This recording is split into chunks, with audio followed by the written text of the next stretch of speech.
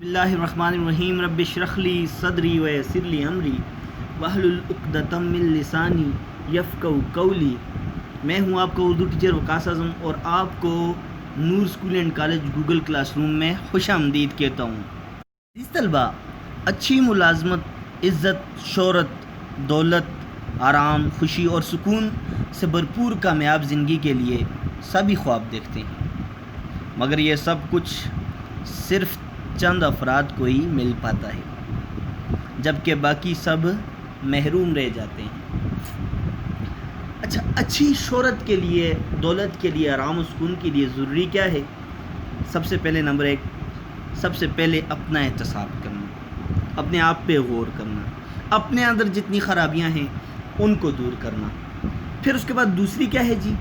اپنی زندگی کے لیے سوچ سمجھ کر مقاصد متعین کرنا، سوچ سمجھ کر اپنے مقاصد چھان بین کر کے اپنے لیے زندگی کے راستے مقرر کرنا کیا ہے؟ یہ آپ کی زندگی کے لیے بہترین ہے۔ اگر آپ شہرت حاصل کرنا چاہتے ہیں یا کامیابی حاصل کرنا چاہتے ہیں تو آپ کو بڑے مقاصد مقرر کرنے پڑیں گے۔ نمبر 3 یہ ہے کہ جب ٹارگٹ بنا لیں، آپ کو پتہ ہو کہ آپ نے کون سے مقاصد پورے کرنے ہیں، تو ان کے اصول کے لیے کام میں لگ جائیں۔ آپ کو سستی اور کائلی کبھی بھی شہرت کی بلندیوں تک یا ترقی کی بلندیوں تک نہیں پہنچا سکتی۔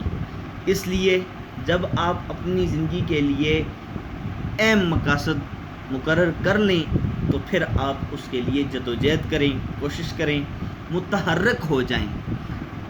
ہمارا آج کا موضوع بھی اسی طرح کا ہے کہ دنیا میں جن لوگوں نے شہرت عام پائی اور اس شہرت کے ذریعے بقائے دوام حاصل کیا، یعنی کہ ہمیشہ کی زندگی حاصل کی۔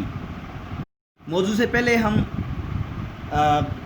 مصنف کے حالات زندگی کے بارے میں تھوڑی بہت جان پہچان حاصل کر لیں۔ موضوع ہمارا ہے شہرت عام اور بقائے دوام کا دربار۔ تو لکھنے والے کون ہیں جی؟ محمد حسین آزاد۔ آئیے دیکھتے ہیں کہ محمد حسین آزاد نے کیا کیا کارہائے نمایاں سر انجام دیے۔ محمد حسین آزاد جو ہیں 1831 کو پیدا ہوئے اور 1910 میں انہوں نے وفات پائی۔ محمد حسین آزاد دہلی میں پیدا ہوئے، جس کو آج کل دلی کہتے ہیں، نیو دلی بھی کہتے ہیں اور دلی بھی کہتے ہیں۔ والد کا نام مولوی محمد باقر تھا۔ والا پائے کے مولانا تھے، عالم تھے اور ان کا نام محمد باقر تھا، اور 1857 کی جنگ آزادی میں انگریزوں نے ان کو شہید کر لیا تھا۔ جو ایک جید عالم اور مجتہد تھے، جید زبردست مجتہد، کتاب و سنت کی روشنی میں دینی مسائل کا حل پیش کرنے والا مجتہد۔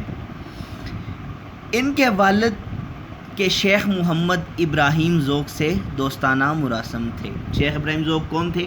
شیخ محمد ابراہیم ذوق جو تھے وہ بہادر شاہ ظفر کے استاد بھی تھے۔ آپ نے سنا ہوگا وہ مشہور شعر کہ اب تو گھبرا کے کہتے ہیں کہ مر جائیں گے، مر کے بھی چین نہ پایا تو کدھر جائیں گے۔ یہ شیخ ابراہیم ذوق کے ہی شعر ہے۔ غالب سے پہلے بہادر شاہ ظفر کے استاد شیخ محمد ابراہیم ذوق تھے۔ قصیدے میں بھی ان کا بہت بڑا نام ہے۔ اس لیے آزاد نے ذوق کی زیر نگرانی، زیر اثر، زیر سایہ ابتدائی تعلیم حاصل کی۔ بعد میں دہلی کالج میں داخل ہو کر عربی و فارسی کی تحصیل کی، تعلیم حاصل کی۔ تحصیل کا مطلب ہے حاصل کرنا۔ 1857 کی جنگ آزادی میں آزاد کے والد کی شہادت اور گھر کی تباہی کے بعد انہیں دہلی چھوڑنی پڑی۔ دیکھیں، میں نے آپ کو کہا کہ مولوی محمد باقر کو، جو کہ محمد حسین آزاد کے والد تھے، انگریزوں نے شہید کر دیا تھا۔ تو پھر کیا ہوا جی؟ ان ہنگاموں کے بعد محمد حسین آزاد کو دلی چھوڑنی پڑی اور مختلف علاقوں میں قیام کیا۔ 7 سال بعد لاہور آئے اور بڑی مشکل سے محکمہ تعلیم میں ملازم ہوئے۔ یہاں انہوں نے عربی اور فارسی میں کچھ درسی کتب لکھیں جو اس وقت درس میں پڑھائی جاتی تھی۔ عربی اور فارسی میں کتابیں لکھیں۔ کتاب کی جمع کتب ہے، جو بہت مقبول ہوئیں، مشہور ہوئیں۔ لاہور میں انجمن پنجاب کے قیام میں اہم کردار ادا کیا۔ یہ انجمن پنجاب جو ہے 1857 کے بعد ایک سارا نظام ایک تعطل کا شکار تھا، تو انہوں نے اس تعطل کو ختم کرنے کے لیے مختلف شہروں میں انجمن کا قیام کیا، اور جس میں بنارس، دلی، کلکتہ اور ایک انجمن جو ہے وہ لاہور میں بنائی گئی۔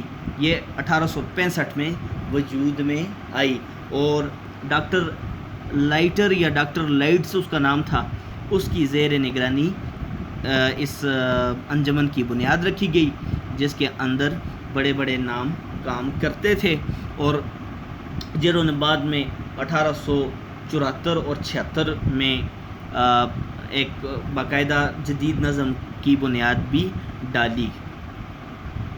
یہ انجمن پنجاب ہے جو 1865 میں وجود میں آئی، اور ساتھ ساتھ پھر اس میں کام ہوتے گئے، اور سر سید احمد خان جو ہیں وہ اس انجمن میں ایک لیکچرار کی حیثیت محمد حسین آزاد جو ہیں وہ اس انجمن میں ایک لیکچرار کی حیثیت سے کام کرتے رہے ہیں۔ آزاد کو ان کی ادبی خدمات کے صلے میں شمس العلماء کا خطاب ملا۔ شمس عربی میں سورج کو کہتے ہیں، اور عالم کی جمع علماء ہے۔ ان کو شمس العلماء کا خطاب ملا، یعنی کہ علماء کے سورج ہیں، یعنی کہ علماء میں سب سے چمکتا اور دمکتا ستارہ، ان کو یہ خطاب ملا، علماء کا سورج۔ اپنی ایک جوان اور چہیتی بیٹی کے انتقال سے انہیں بے حد صدمہ پہنچا، نقصان پہنچا، اور وہ ذہنی توازن کھو بیٹھے، چونکہ ان کی ایک جوان چہیتی لاڈلی بیٹی جوانی میں ہی انتقال کر گئی تھی، جس کی وجہ سے ان کو بہت نقصان پہنچا، اور وہ اپنا ذہنی توازن کھو بیٹھے، یعنی کہ وہ ذہنی طور پر پھر آخر میں ٹھیک نہیں رہا کرتے تھے۔ تاہم اس دوران میں جب بھی افاقہ ہوتا ٹھیک ہوتے، تو تصنیف و تالیف کا سلسلہ جاری رکھتے۔ تصنیف کہتے ہیں لکھنے کو، اور تالیف کہتے ہیں کتابوں کو ترتیب دینا یا مضامین کو ترتیب دینا، لکھنے کے لیے مواد اکٹھا کرنا جاری رکھتے۔ آزاد عربی اور فارسی کے بہت بڑے عالم تھے، بہت بڑے اور بہت لائق عالم تھے، اہل علم تھے، محقق تھے۔ وہ سنسکرت، یہ لفظ سنسکرت پڑھتے ہیں لوگ، تو آپ نے سنسکرت نہیں پڑھنا بلکہ اس کو سنسکرت پڑھنا ہے۔ وہ سنسکرت اور ہندی زبان و ادب کی خوبیوں سے بھی آشنا تھے، یعنی کہ وہ اتنے پڑھے لکھے تھے کہ وہ عربی، فارسی اور اردو کے علاوہ بھی کئی زبانوں سے آشنا تھے۔ وہ اردو اور دیگر مشرقی زبانوں کے بہت بڑے محقق اور ماہر تھے۔ محقق کہتے ہیں تحقیق کرنے والے کو، ماہر کہتے ہیں زیادہ علم والے کو۔ ان کا شاہکار عظیم کارنامہ آب حیات اردو زبان کی پہلی تاریخی و تنقیدی و تحقیقی کتاب ہے، یعنی کہ یہ اردو کی پہلی تاریخی کتاب بھی ہے، اس میں تنقید بھی ہے، اور تحقیق کے حوالے سے بھی یہ سب سے مستند کتاب ہے۔ آزاد کی انشا پردازی مضمون لکھنے کا طریقہ، مضمون لکھنا، انشا پردازی بے مثل ہے، اور وہ ایک ایسے طرز کے بانی تھے، طرز کے انداز کے، جس کا خاتمہ انہی کے ساتھ ہوا۔ وہ ایک ایسے طرز کے لکھنے والے تھے کہ نہ ان سے پہلے کسی نے اس طرح ادب تخلیق کیا، اور نہ ان کے بعد کسی نے اس طرح کا ادب تخلیق کیا، یعنی کہ آزاد نے قدیم اور جدید ادب کو ملا کر ایک نئی راہ نکالی، اس راہ پر گامزن تھے، اور ان کی مضمون نگاری تو بے مثل تھی، اس کی تو کوئی مثال نہیں ملتی، یعنی کہ وہ اپنی مثال آپ ہی تھے۔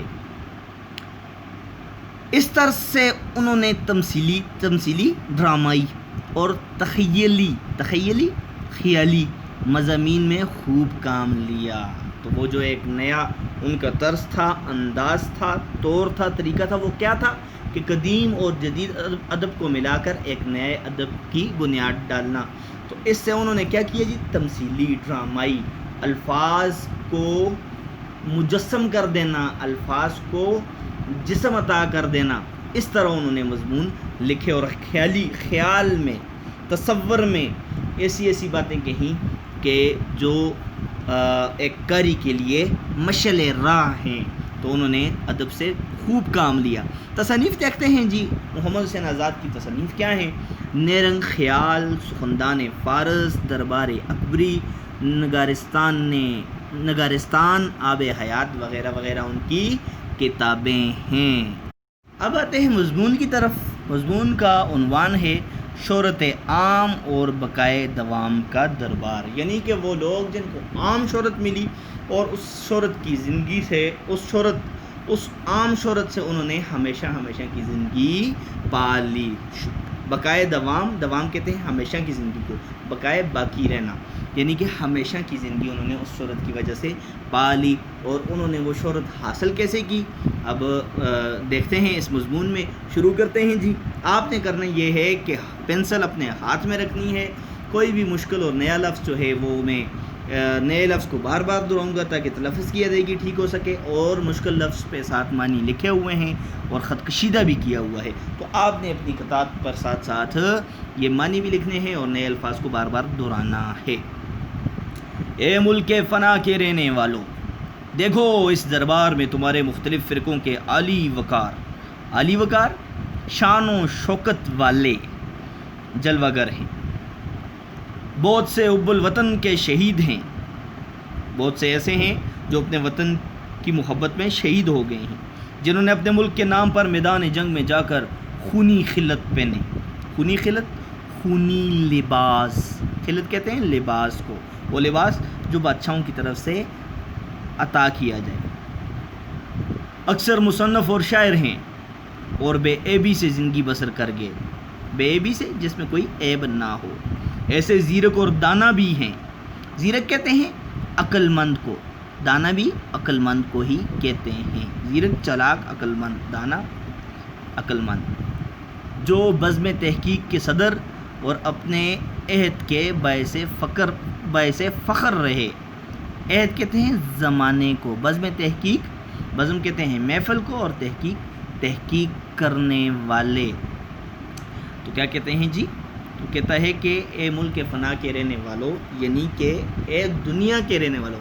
ملک فنا سے مراد کیا ہے؟ اس دنیا کے رہنے والوں، یعنی کہ اہل دنیا. چونکہ دنیا فنا ہونے والی ہے اور ہر شخص اس میں فنا ہوگا، تو ان کو مخاطب ہیں کون؟ محمد حسین آزاد خطاب کر رہے ہیں ان سے. دیکھو کیا تمہارے مختلف فرقوں میں بڑے شان و شوکت والے لوگ آج کیا ہیں؟ جلوہ گر ہیں، زائر ہیں، عیاں ہیں. بہت سے تو ایسے ہیں جو اپنی وطن کی محبت میں شہید ہو گئے ہیں اور جنہوں نے میدان جنگ کے اندر خونی خلت یعنی کہ خون کا لباس پہنا.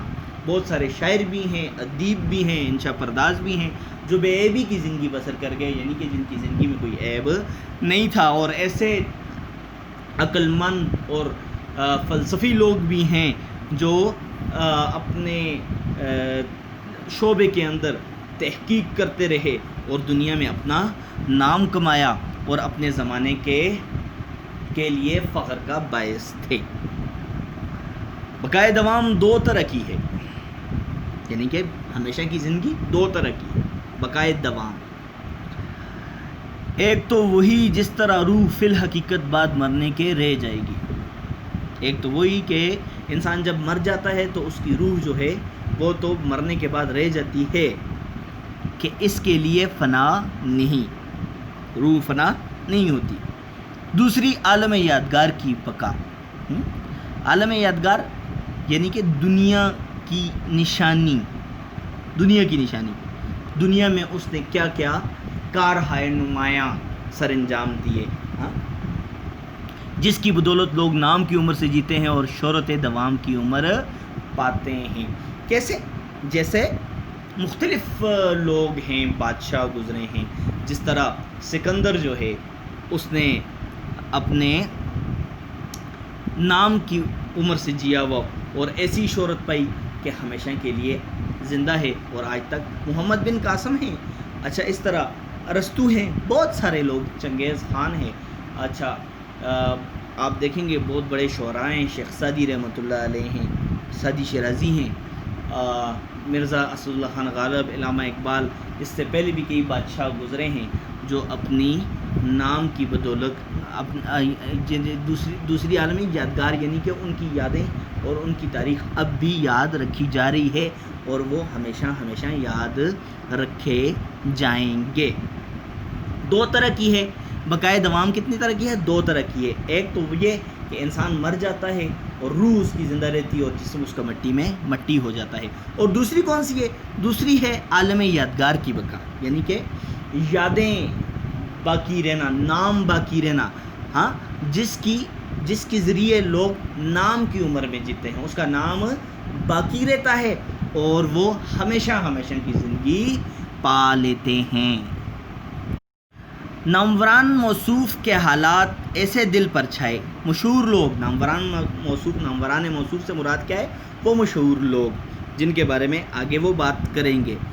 ایسے دل پر چھائے ہوئے تھے کہ انہوں نے مجھے سوتے سوتے چونکا دیا, جگا دیا, ڈرا دیا. میں اس عالم میں ایک خواب دیکھ رہا تھا. عالم میں حالت میں, عالم دنیا کو بھی کہتے ہیں, عالم حالت کو بھی کہتے ہیں. جیسے فراز کا شعر ہے کہ یہ عالم شوق کا دیکھا نہ جائے, وہ بت ہے یا خدا دیکھا نہ جائے. تو یہ عالم کیا ہے؟ حالت. چونکہ بیان اس کا لطف سے خالی نہیں, اس لیے عرض کرتا ہوں. کہتا ہے جو مشہور لوگ ہیں ان کے حالات ایسے دل پر میرے نقش کر گئے کہ میں سوتے سوتے جاگ گیا اور اسی حالت میں خواب دیکھ رہا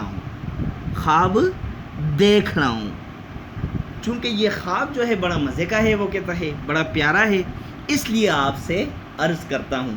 تو عزیز طلبہ, یہ خواب کیا ہے آگے ہم دیکھیں گے. آپ کو اس کے لیے ایک دن کا انتظار کرنا پڑے گا.